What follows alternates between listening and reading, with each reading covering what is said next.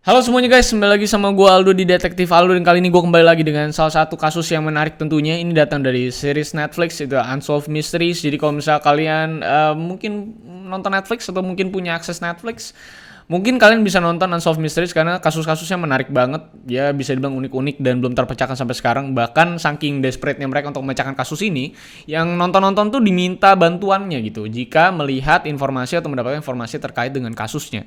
Nah itulah Unsolved Mysteries dengan seriesnya yang menurut gue sangat menarik. Nah mungkin bagi kalian banyak yang belum akses Netflix, jadi gue pengen ceritain salah satu kasus terbaiknya yang gue tonton di sana tentang sebuah rumah misteri di Perancis di mana keluarga itu tiba-tiba menghilang dan bisa dibilang alasan dari menghilangnya itu sampai detik ini tuh belum terpecahkan kenapa sampai sekarang. Bahkan semua orang tuh sangat-sangat antusias untuk menyelesaikan kasus ini, bahkan khususnya di Europe Union di mana mereka juga nyari terus soal kasus ini. Nah, jadi laporannya sangat-sangat banyak dan nanti kita akan breakdown kasusnya, sebuah rumah misteri yang sangat-sangat menarik untuk kita kupas dan kita bahas dan memancing insting detektif kita gitu. Nah tapi sebelum itu gue pengen shout out dulu ke sponsor gue yaitu Kaos.go yang sudah lama sekali bersponsor di sini mensupport gue, dan gue juga senang feedback dari kalian ke Kaos.go juga sangat-sangat baik. Dimana itu adalah sebuah toko yang menjual baju-baju polos yang biasanya gue pakai gitu. Dimana kalau biasanya dulu gue beli di mall-mall yang harganya cukup mahal ya, 200.000, 150.000, di situ harganya cuma 80.000 aja. Dengan cutting yang sama juga, bagus juga bahannya. Kalian bisa beli di sana, juga ada promo 250.000 dapat 4 kaos. Jadi kalian bisa langsung ke kaos.go aja. Itu menjadi bentuk support juga dari kalian untuk ke mereka supaya mereka juga bisa lebih besar lagi dan kita juga bisa saling bekerja sama terus.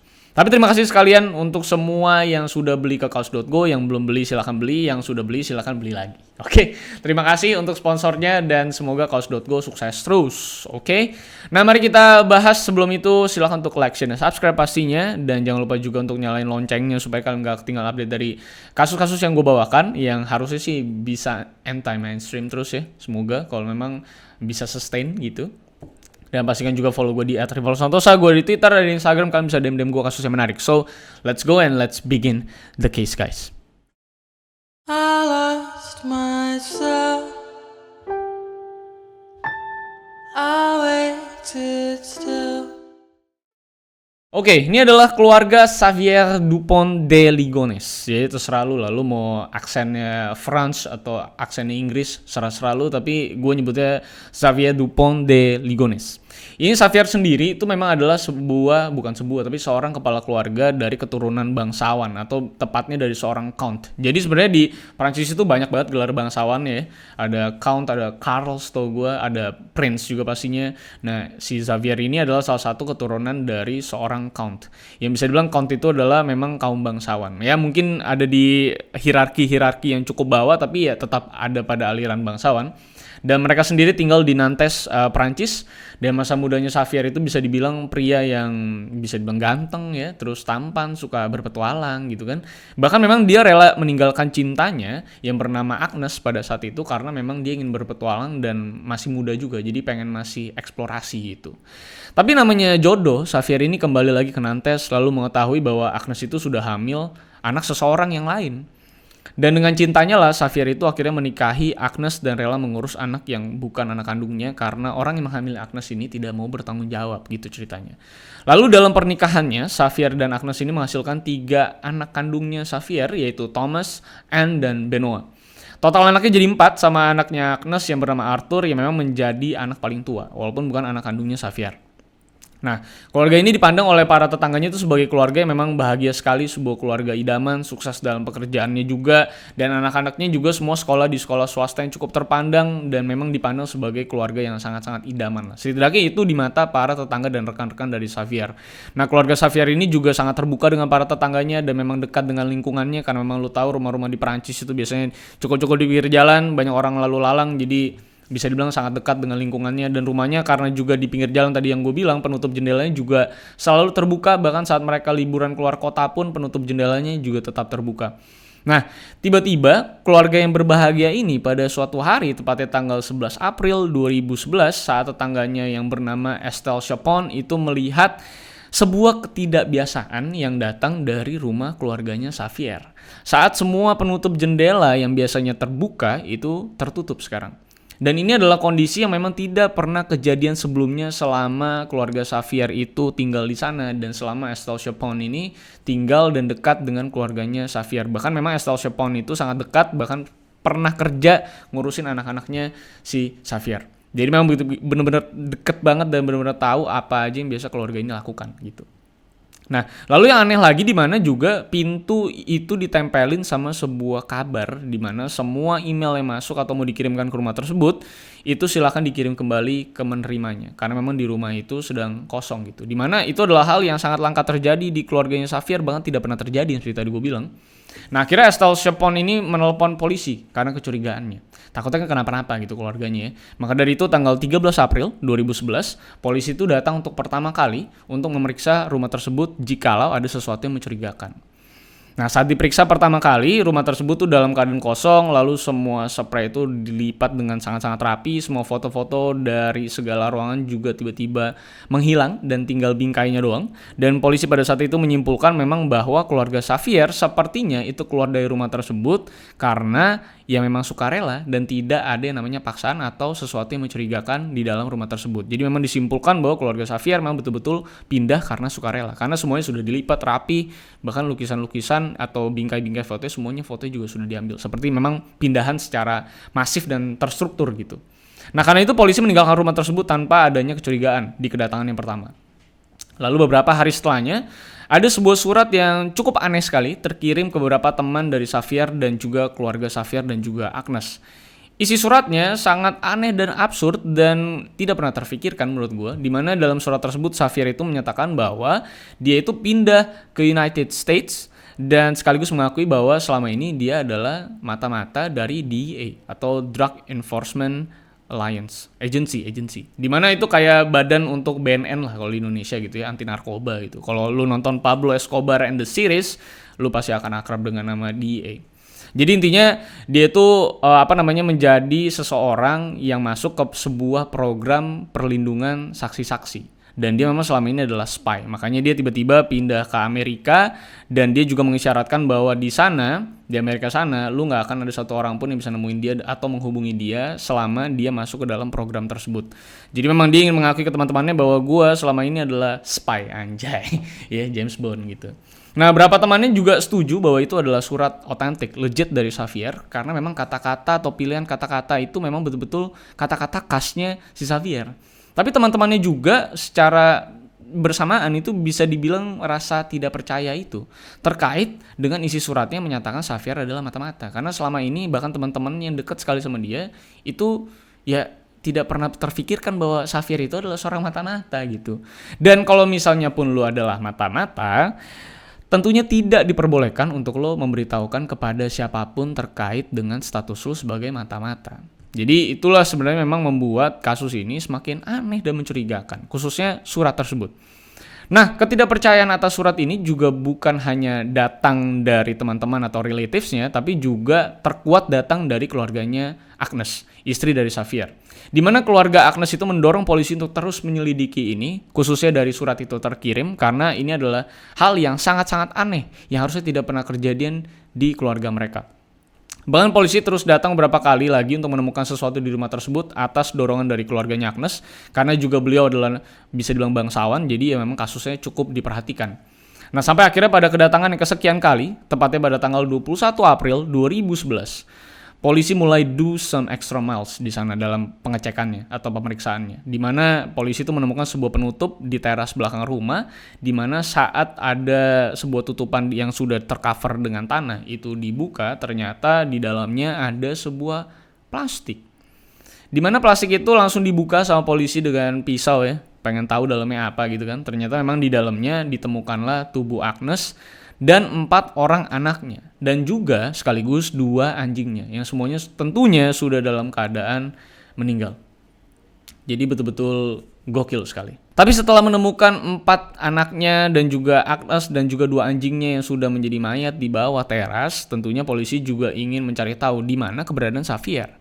Kalau memang ini adalah sebuah pembunuhan keluarga atau memang perampokan gitu, harusnya Xavier juga disembunyikan di mana, entah di mana, di plafon mungkin di mana-mana. Jadi polisi tuh cukup menyisir seluruh rumahnya, kemungkinan Xavier tuh mungkin aja tubuhnya diumpetin di tempat mana gitu ya, tapi ternyata memang nggak ada sama sekali. Bahkan para polisi juga memeriksa tuh sampai ke seluruh bagian rumah, do extra miles banget untuk bisa menemukan kira-kira apakah ada mayatnya Xavier yang disembunyikan di bagian dari rumah tersebut. Tapi memang ternyata tidak ditemukan apapun gitu. Nah, dengan tidak ditemukannya apapun terkait dengan Xavier, maka dari itu Xavier itu diumumkan menjadi terduga dari kasus pembunuhan anggota keluarganya. Karena dia doang yang hilang dan dia doang yang memang ternyata tidak ada di mana-mana gitu. Dan karena gelar keturunan bangsawannya pun, berita ini memang juga langsungnya akhirnya beresonansi ke seluruh Prancis dan ke seluruh Eropa. Bahkan kasus ini dibawa ke Interpol seluruh Eropa untuk melakukan penangkapan terhadap Xavier jika Xavier itu keluar Prancis dan terlihat di negara-negara Eropa. Tuduhan terhadap Xavier juga semakin menguat dikala di samping setiap tubuh-tubuh mayat-mayat keluarganya ini, si Agnes dan 4 anaknya ini diletakkan barang-barang religius seperti salib dan segala macam gitu ya, yang memang diduga menjadi pemakaman terakhir atau penghormatan terakhir lah dari Xavier kepada keluarganya. Jadi memang benar-benar dimakamkan secara ritual agamanya. Nah, setelah mulai tersebar berita soal kematian keluarga Xavier, barulah hasil otopsinya juga selesai terkait dengan mayat-mayat yang ditemukan.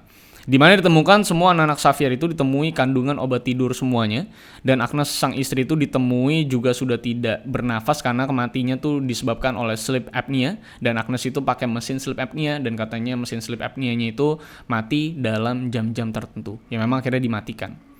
Dan semuanya ditembak setidaknya juga 2 kali dengan senjata laras panjang kaliber 22. Jadi setelah dikasih obat tidur dan setelah Agnes juga kehilangan mesin sleep apnea-nya, nah mereka di finish dengan cara ditembak untuk dikonfirmasi meninggal.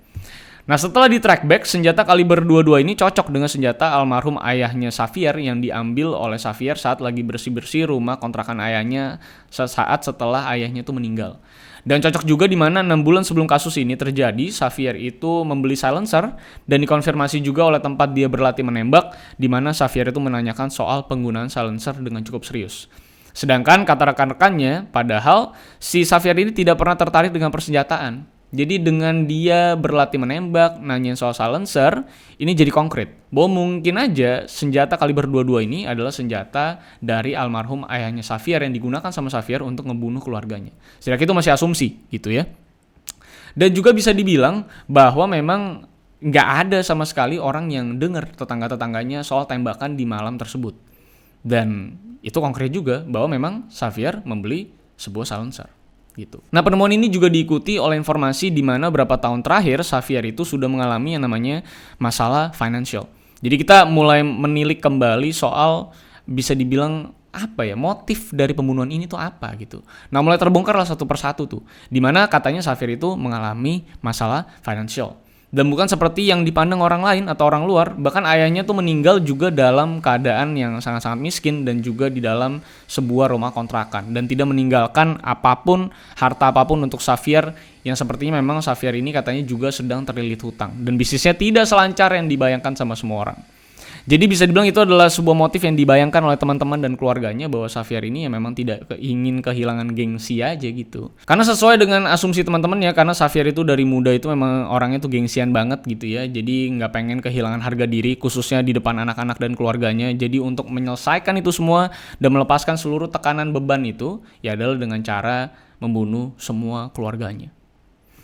Lalu muncullah juga sebuah fakta lengkap terkait jam-jam kematian para korban gitu ya. Mulai dari Agnes, Arthur, Anne, dan juga Benoit yang meninggal pada tanggal 3 sampai 4 April dan juga Thomas itu meninggal pada tanggal 5 April.